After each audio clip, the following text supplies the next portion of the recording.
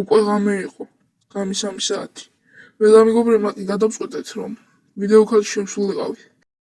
გავხსენე ბრაუზერი და შევედი ვიდეო ქალში. შემდეგ კი ჩემმა მეგობარმა ერიკმა თქვა: გინდათ ნახოთ განსხვავებული ფოტო და საინტერესო?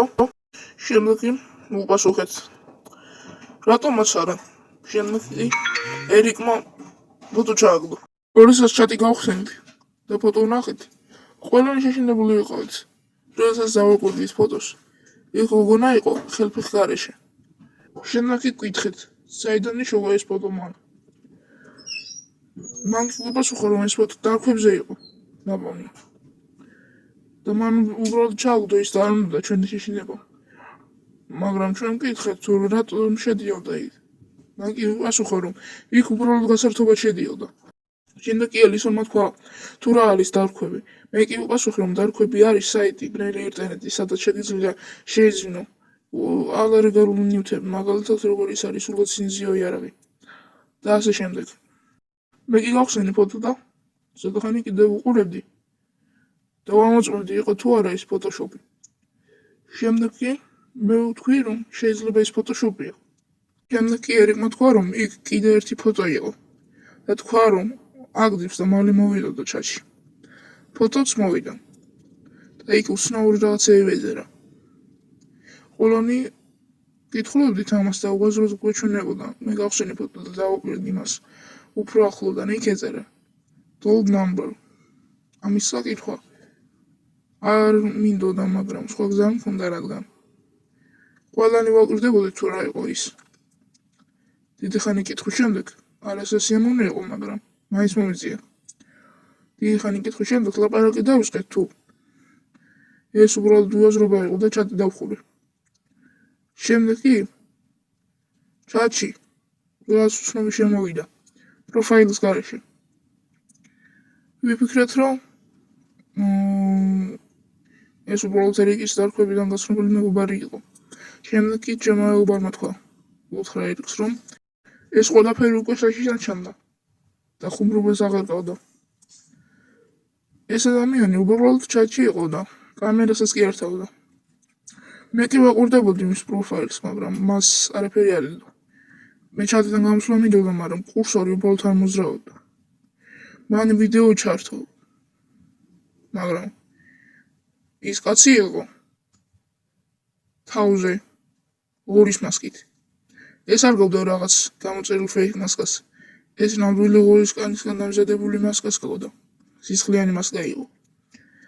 მან კი თქვა, რომ ის ფოტო არ იყო ფოტოშოპი. და ის ყველაფერი ნამდვილი იყო. ჩვენ ყველა შეგვეშინდა.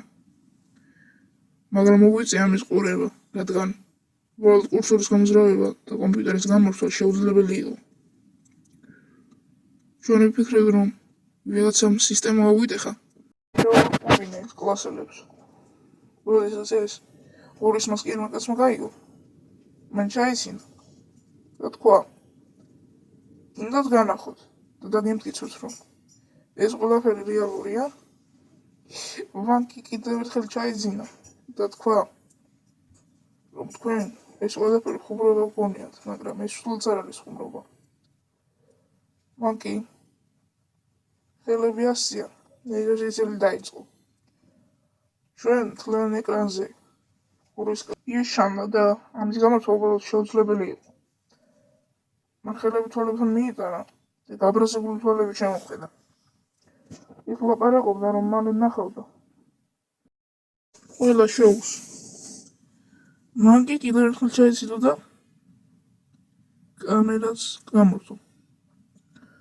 როდესაც კამერა მაურია და მაუსის კურსორიც კი არ მუშაობდა. ისევ ეკრანი გადიდა და მან კი ტელეფონი ისე დააყენა, რომ მასთან რა ხდებოდა ჩანდა. მან კი ნაჟეხი აიღო და იქ ის უნდა იყო, ვისი ფოტოს ერიკმა ჩააგდო. უღელფეხო. მან კი ნაჟეხი აიღო. როგორ ნასტავთან მიიტანა. მან მოიხსნა ნაჟეხი, მე კი უყურებდი თუ ამას იზავდა პოლიციაში დავრეკავდით, მაგრამ მან გაიცინა. ეს კი უბრალოდ ურტყავდა მას ნაჯახს. მე ზუსტად გავხდი, და გული ამერია. ძალიან დიდი ხანი ვიყავ იცოდეთ, მაგრამ ჩემი კლასელები უბრალოდ იჯდნენ იქ. რადგან მისი თქმით პარალიზებული იყვნენ და ვაინძრევდნენ. და ყველას მოგვიჭია ამ შურება. როდესაც მე ვედით ეკრანთან იმ გოგოს უკვე თავის ხალხი გადახსნილი ჰქონდა. და ცოტა ხანში ვიდეო ხოლმე დასრულდა. შემდეგ პირველი თუ რა იყო ეს უბრალოდ ძიზმარი, მაგრამ ჩატში დავწერე ყველამ დაინახეთ ეს. მათმა მიპასუხეს რომ ყველამ დაინახეს და ეს არ იყო უბრალოდ ძიზმარი. ელისონმაც კითხვა რომ ეს ძალიან საშიში იყო და კომპიუტერი გადააგდო, რადგან ჩატში ყურება უკვე აღარ შეეძლო. დიდი ფიქრის შემდეგ ყველამ გადავწყვიტეს რომ დაგვივიწყებინა ეს ამბავი და წავედით გასაძინებლად. მეორე დღეს როდესაც უკვე თენდებოდა ინსტიტუტში კომპიუტერთან და მოვიძიე ინფორმაცია თუ რა არის დარქვები. მაგრამ მივატოვე ეს და წავედი საკითხებზე მაღაზიაში. მაღაზიაში შეხვლის შემდეგ ბევრი არ მიფიქრია და უბრალოდ საკითხების შესაძლებლად გავიმართე. ბევრი არ დავაყოვნე და უბრალოდ დავიყო პროდუქტები და წავედი სახლში. სახლში მისთვის დამალე ჩემ კარებთან წერილი იყო შიგნით კი ფოტოდან ხვდა. ის კი ელისონის ფოტო იყო. ზუსტად იგივენაირად როგორც ერიკმა ჩააგდო იმ გოგოზე. ეს ელისონი იყო